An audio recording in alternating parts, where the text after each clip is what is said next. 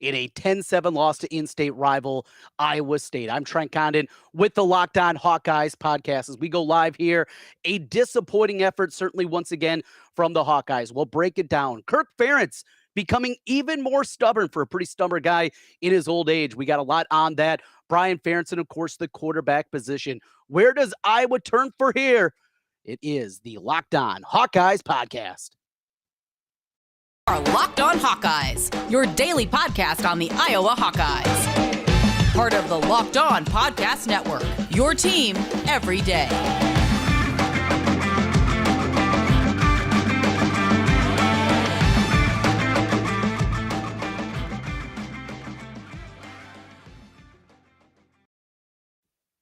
Here we all are. Welcome back to the Locked On Hawkeyes podcast. I'm Trent Condon. Thanks for making Locked On Hawkeyes your first listen each and every day. With you after a disappointing effort from the Iowa offense as they fall 10-7 to Iowa State. A lot to certainly get into here today. Before we start to break things down, I want to say a big thank you to our presenting sponsor of today's episode, Underdog. Sign up at UnderdogFantasy.com with promo code Locked On and get your first deposit doubled up to $100. That's UnderdogFantasy.com. Well, let's break things down and trying to double up the offensive effort we've seen the last couple of weeks from this Iowa team. It has not been pretty by any means. A lot of frustration and a team that, frankly, at this point in time, you wonder where are they going to be able to turn? Where are they going to come up with answers? So plenty to break down here today. And as we're live, you can also hit us up on YouTube. Hit that subscribe button. And with it, you can throw some questions here at me, hitting at a later day. So I had a couple of questions. Why didn't go live yesterday? Well, I was in Iowa City for the game, first of all, on the way back. And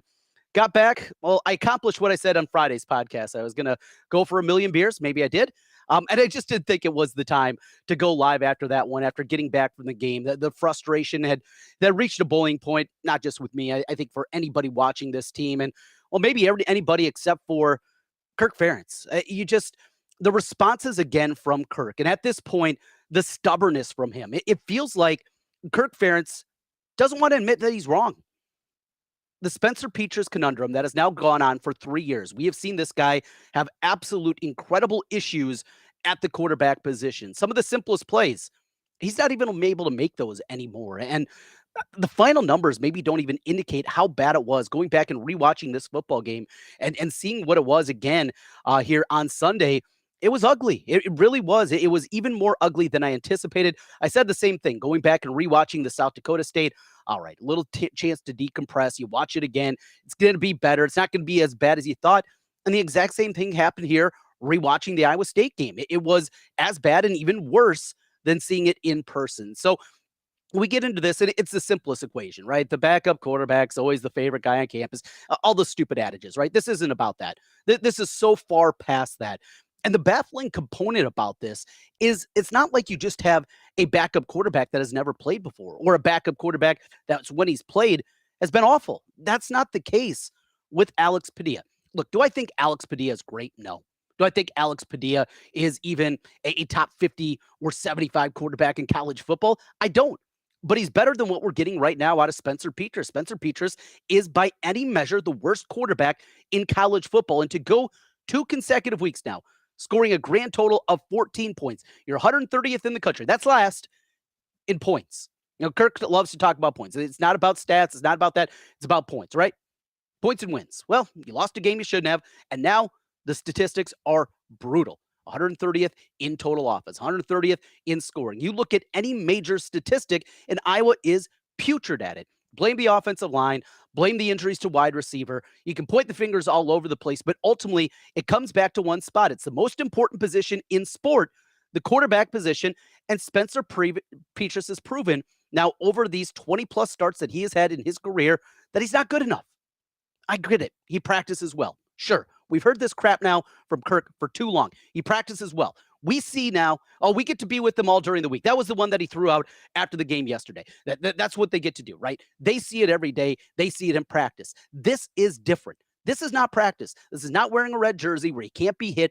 He cannot figure this out. When pressure comes, he gets a happy feet and he gets sacked because he has no mobility. And this is what you're left with. Behind a bad offensive line, a bad quarterback that can't move on top of it, this is what you're going to get. It is awful. There is no measure that you can say that this team is even competent. Here's the frustrating part. This defense is oh so good.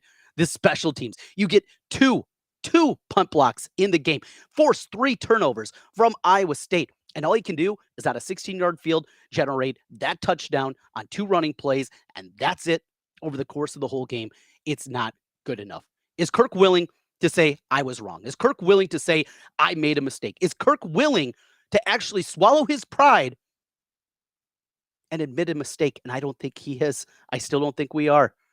I think that's the point. I don't understand it. I don't get it. One thing was relayed to me from a contact over at the university and in the athletic department. And the way that it was is Spencer Petras, all the things that are said by not just the coaching staff, but the beat writers. He's a great kid. He really is. It's not just something you throw out for a guy that's struggling. You want to feel better about it. There's a lot more to it than that. He is a wonderful kid. He is a great representative of the university. He stood there and take the questions. He has done all those things.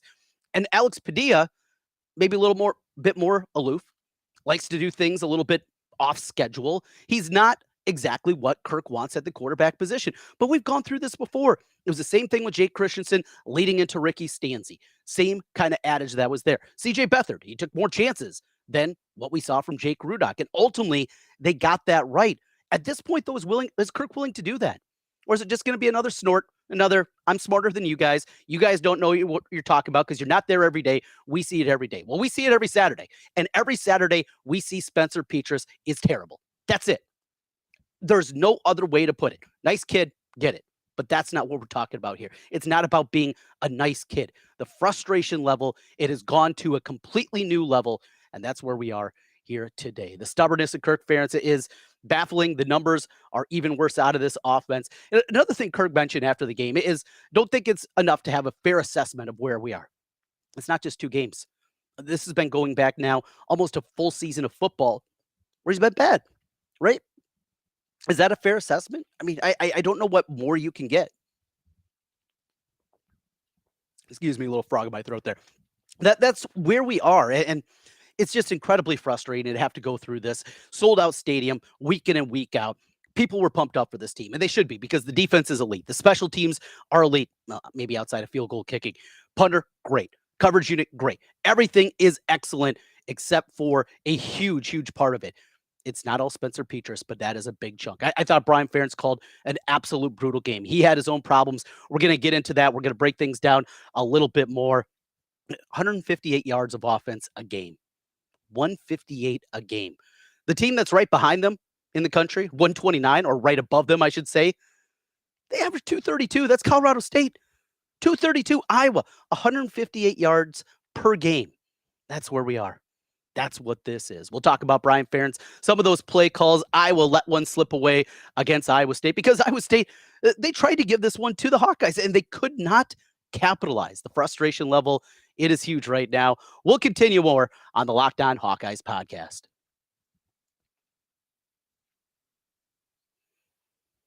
Today's episode brought to you by Underdog Fantasy, the easiest play to spice up the college football season. Things getting started here. Well, if you're putting together a fantasy team, I don't think you're going to take anybody from this Hawkeye offense, but that defense, absolutely. If punters were involved in fantasy, hey, we know we'd be going with Tory Taylor in this one. Right now, sign up with promo code LOCKEDIN, and Underdog will double your first deposit up to $100. Deposit $100, you'll get $100 free. Go to UnderdogFantasy.com or just find the Underdog Fantasy app in the App Store or Google Play Store is where you can get. That's Underdog Fantasy, promo code locked in, a chance for you to get in the college pick'em action going on today. Trent Condon back with you. We continue on the Locked On Hawkeyes podcast. Thanks again for making Locked On your first listen each and every day. Well, we will get into things a little bit more, and we will talk about one area I want to go is play calling. And yes, this is not all quarterback, though. Spencer Petras is not just missing plays that are difficult. He's also missing some very difficult ones at this point. It's a frustration that continues at this point in time. And is there a way that you're going to be able to get back at this? I'm not exactly sure how you can come back from this. But the decision when you get it inside the 1 yard line, And this is Brian at times trying to be too cute, right? Trying to do too much, right? Overthinking maybe what we've seen in the past. I think we have a whole lot of that with Brian Ferentz and a whole lot in the past that this has continued to crop up. The Monty Potabom thing, I don't get. Going back to last week against South Dakota State, that third down play should have been the second interception of the game. It was dropped from the Jackrabbits to begin the second half. You had Monty Potabom a fullback. I understand the limitations of this team. I understand the injuries that they're going through at the wide receiver position. But on 3rd and 8, you have Monty Potabom running a stop route right at the sticks, and he's double teamed, and Spencer forces it in there. And then you couple that with what you do on that play. That is just being too cute. Hey, we're going to just pound it in here. Give the ball to your running back. Sneak it with your quarterback. The limitations of this team, there's no need to be cute. And that's what Brian Ferentz did again. I don't think he put Spencer Petras in this offense in their best position to do things. Those first couple of drives, too, I was moving the pile. Of course, got the first drive, the 16-yard drive, 2 plays, and a touchdown. That offensive line was getting a push at least early in the football game. Now, Haycock, the defensive coordinator for Iowa State, he's an absolute wizard. He makes great adjustments throughout the game. And in the second half of games, he is one of the best in the country at what he does adjustment-wise in the second half. But you're getting a push early on. Couldn't figure it out. It just too cute at times. Spencer Petras is not athletic. You rolled him out all the time. And is that when he's at his best? Maybe it's something where they just don't want him to have to think too much. And while he's on the move, he's a little bit better in that aspect. I guess that's the thought process. 1 catch for Arlen Bruce and 11 targets. That says it all. You have 1 scholarship wide receiver that's available. It has been brutal. It has been bad. And Brian Ferentz definitely deserves some of the blame on that front. I think he had one of his worst games. And when's the last time we saw Brian call a good game? One where he said, man, he was really locked in. USC? Bowl game a couple years ago? Probably. Nate Stanley was a quarterback in that one. That's the last time. You have to give Padilla a shot. And this is a perfect opportunity coming up this week to do just that. Padilla, go back and watch the highlights against Northwestern. Even watch the highlights from, or go back and watch the game where he struggled against Illinois, at least statistically, finished 6 of 17. You'll still see an offense that had some life, had some juice. It's completely gone. It's ugly at this point. The frustrations that are out there, I think from this team, you can definitely understand where they're coming from. And those frustrations, they're going to boil over to another level. And it doesn't matter what kind of athletic event you are. You can have the best locker room. You can have the most camaraderie. You can have all these things. But if it continues in this fashion, it's going to get ugly. And it's going to get ugly also with the team. So after the game, we heard from the tight end, Sam Laporta. And Laporta, he said, hey, I see Spencer. I see that he's in practice. I see that he's in the film room doing all these things. And it's all well and good. But if it doesn't translate on the field, what more can be done? He can't get it done on the actual field. No matter what happens in practice, no matter how much film he watches, he has not been good enough in the games. Padilla, he can make plays with his feet, something that Petras cannot do. He'll take shots up the field. We saw that in the 3 games that he played, something we don't see from Spencer Petras. And if Kirk Ferentz goes into this game against Nevada, a brutal Nevada team that gave up something like 525 yards of total offense last week to an FCS team, Incarnate Word, like if you trot out Spencer Petras once again, it's going to get ugly. One interesting aspect of the game on Saturday, and something that I was wrong about, is I thought it was just going to be the Boo Birds raining down. And because of the way the game played out, Iowa getting the early lead, clinging to that lead into the second half, 7-3 after the field goal. It wasn't, because of the lead, you didn't see the same Boo Birds. But there was also just this interesting sound inside the stadium. And it was an aspect that I thought was just so different, where just everybody they're just relegated to the fact that this is going to be what we get. This is what we're going to get as fans. And what more can be done? Yeah, Padilla, we think he should be out there. Everybody thinks he should be out there. Another question that I think needs to be asked is, whose ultimately choice is this? Is this the offensive coordinator that decides on the quarterback? Because listening to Brian Ferentz on Wednesday and his comments after the weekly press conference the next day, hearing him speak, it felt like he was ready to make a change. It felt like he was ready to go. And Kirk, stubborn, not going to change, not going to evolve. That is where we're sitting at right now. You run out of things, right? You just, the aspect, I know the offensive woes are a whole lot more than that. The defense was great. And credit all over the place from Seth Benson, who was flying around. Terry Roberts had an interception. He was mad at himself, and he tweeted after the game, if I had just kept my feet. Well, first of all, I don't think he's running that back for six. I don't think it was going to be a pick six. He would have got on the sidelines, but there was a guy over there, probably would have pushed him back. But that's where this defense is. And back to that ugly aspect that this can turn into, right? Where this thing could get ugly because of things like that, because of the defense. You have to pitch a shutout every week. We gave you 3 turnovers. We blocked 2 punts. We give you short fields and you get 7 points for us, and that's it. The 21 play, 99-yard drive was devastating. What, they go 6 of 6 on third downs? I think that's what it was that Iowa State went on that drive. That's where we are. If Padilla doesn't give a shot, got to get Labus ready. And that's another thing. If I'm Iowa, and if I'm here, and if I have the decision, first of all, it wouldn't have been a decision. We never would have got to this point. This is another aspect.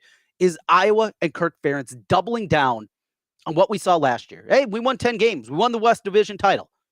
Need a little help to get there, as can't be Wisconsin, so you had to have Minnesota do that to get in there the back door, and we, of course, knew what happened in the Big Ten championship game. But that aside, so you have this happening. You have all this going on, and you look at it and you say, we got to make changes, right? It's a conversation I had. I'm sure you as fans had. We all had those conversations that you have to evolve. And instead of evolving, instead of doing something different, they doubled down.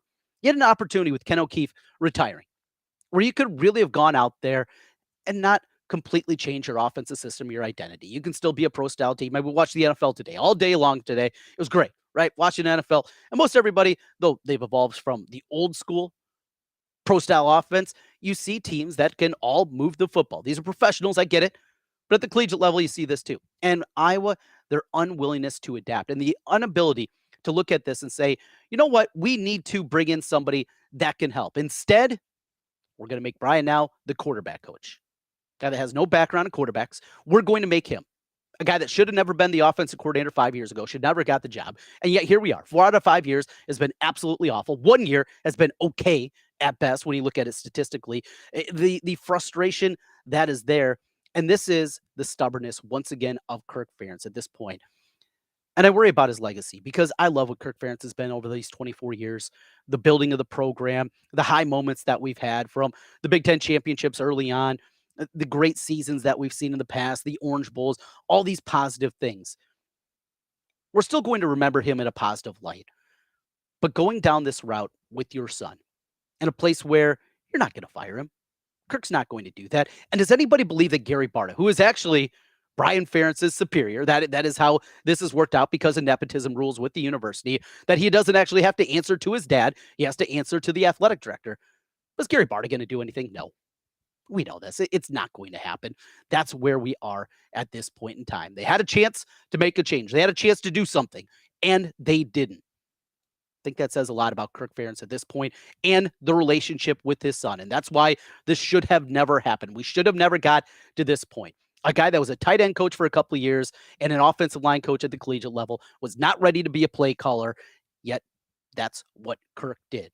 And he's doubling down. And this is going to tarnish a legacy if it continues down this path. An interesting number from earlier today. Saw this one a little bit earlier. Most recent Power 5 teams to be held under 200 yards in each of their first 2 games. This is over, I believe, the last 20 years. Power 5 teams that this has happened. Of course, Iowa is averaging 158 yards per game. 2008, Washington State, 2007, Notre Dame, and 2006, Mississippi State. These are the teams that had this aspect. Their first 2 games held under 200 yards in each of them. Those teams combined to go 8-29. I don't think any of those 3 teams had elite defenses and special teams like Iowa has, but that is what it happened record-wise for this team. Could it be that bad? Could we be looking at a 3-9, 4-8 type of team? Absolutely. If they continue in this direction, Iowa State, it's not a great defensive team. They're good. I mentioned Haycock. He is absolutely great. But you look at this team, they lost a ton of talent. South Dakota State, nice FCS team, good FCS team year after year. But come on. When this is the woes that you're going through, this is what we have. This is where we are. Hit me up on the comment section. We'll get to your thoughts and comments coming up here in just a little bit as we continue on the Locked On Hawkeyes podcast. As you gear up for fall, you need the right people on your team to help your small business fire on all cylinders. LinkedIn Jobs is here to make it easier to find the people you want to talk to faster, and it's free. That's a huge thing right there.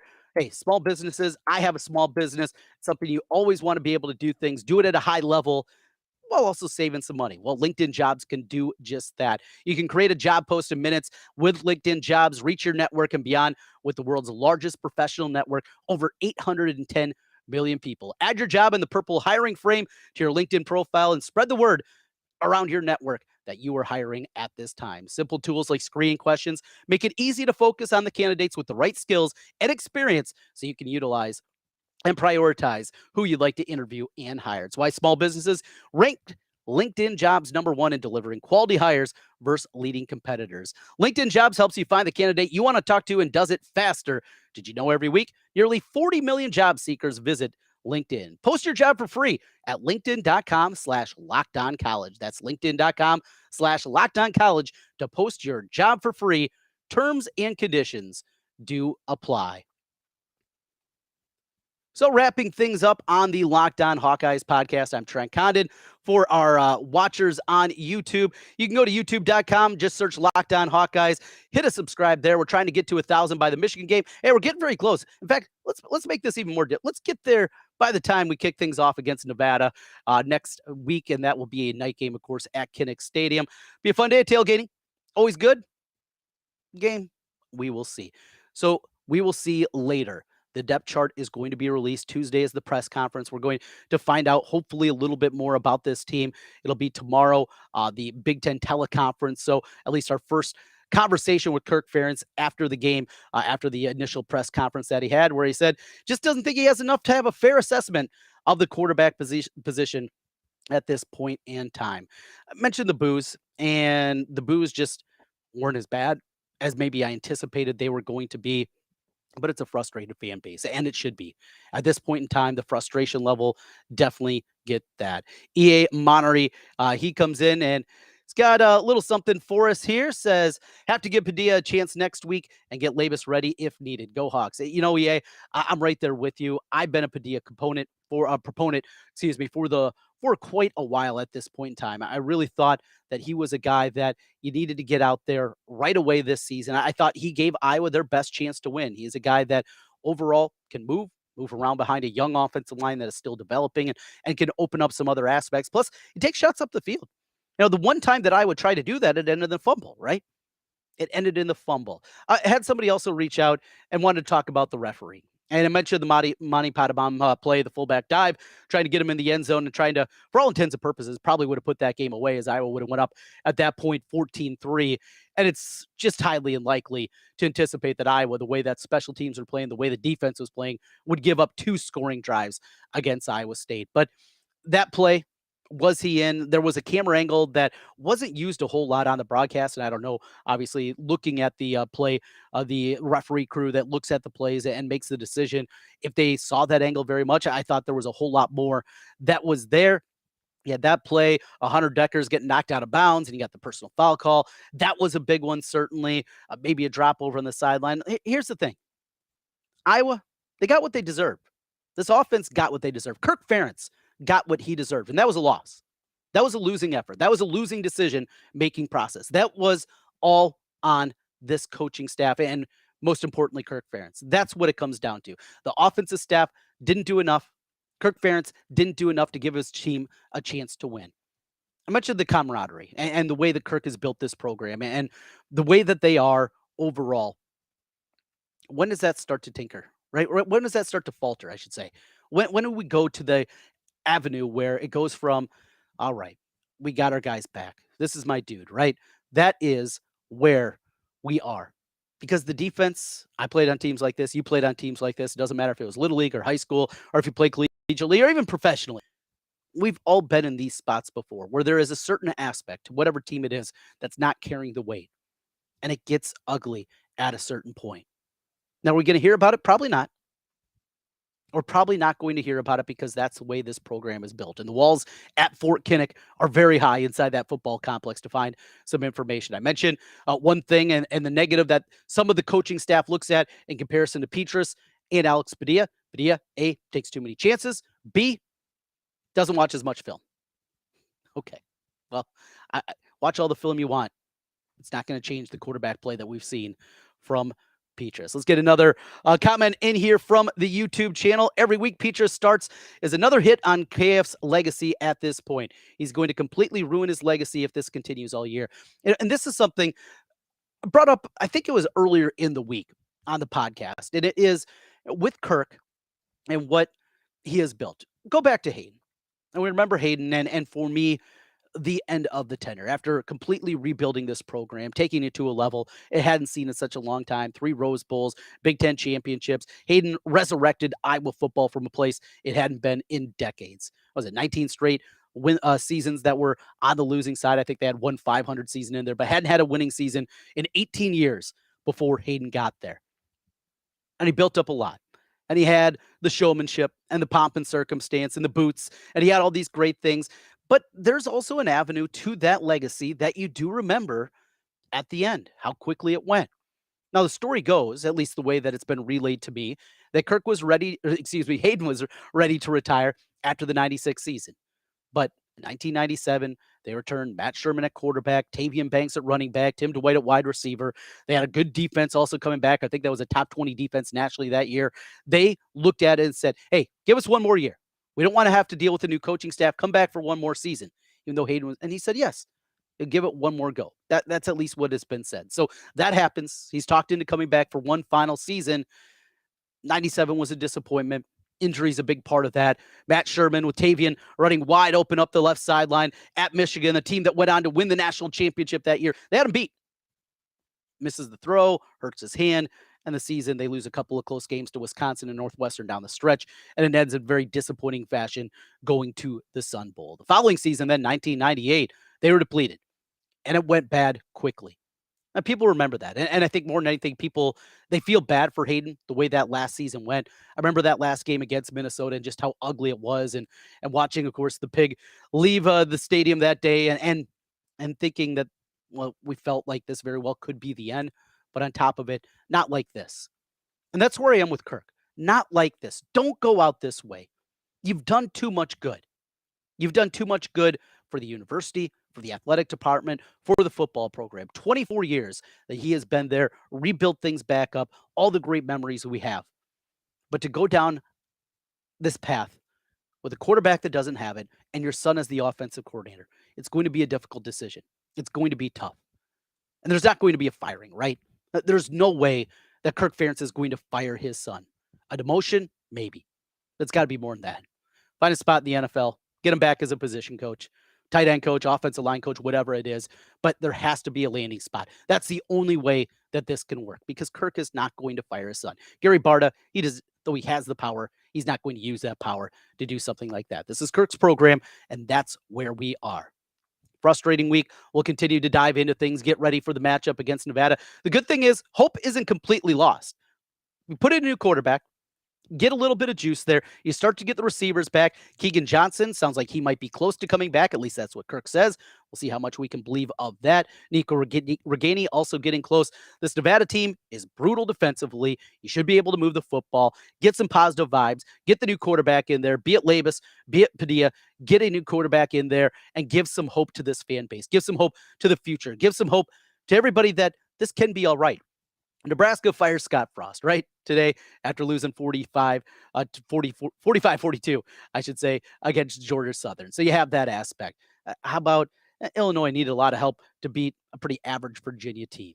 Wisconsin loses to Washington State. Really, outside of Minnesota and a little bit of Purdue, who already has a loss on their ledger, of course, to Penn State. It's not like the Big Ten West. We're not talking about the SEC West. That's for sure at this point in time. There is still hope, but the hope has to be with somebody different at the helm at the quarterback position. That's where the hope is. I'm sorry, we're beating this to death. I know it's a lot, but the frustration is there for me. I know it's there for you. Let's get this thing turned around. Let's do what they're supposed to against Nevada coming up on Saturday. We'll break that thing down. We'll talk a lot more about what we saw. We'll hear from Kirk this week. We'll get a lot more into it, and we'll be with you each and every day on the Locked On Hawkeyes podcast. Thanks again for making Locked On Hawkeyes your first listen each and every day. For your second listen every day, How about Locked On Big Ten? Nate Dickinson and the local experts on Locked On take you across the Big Ten in 30 minutes. Make Locked On Big Ten your second listen every day. That's Locked On Big Ten. Much more coming. We will hear, of course, from LaShawn Daniels coming up this week. He'll join us a couple of times. We'll get the former player's perspective from LaShawn, break things down in that avenue. Biz will stop by with me again later in the week. We'll get his perspective on things. We'll make some picks. We'll have some fun, and we will hope to turn this thing around. Iowa sits at 1-1. In a way, it feels like 0-2. That's where we are, and the thoughts, the not so instant reaction after Iowa falls 10-7 to Iowa State. That'll do it. We'll talk to you again tomorrow on the Locked On Hawkeyes podcast. Go Hawks.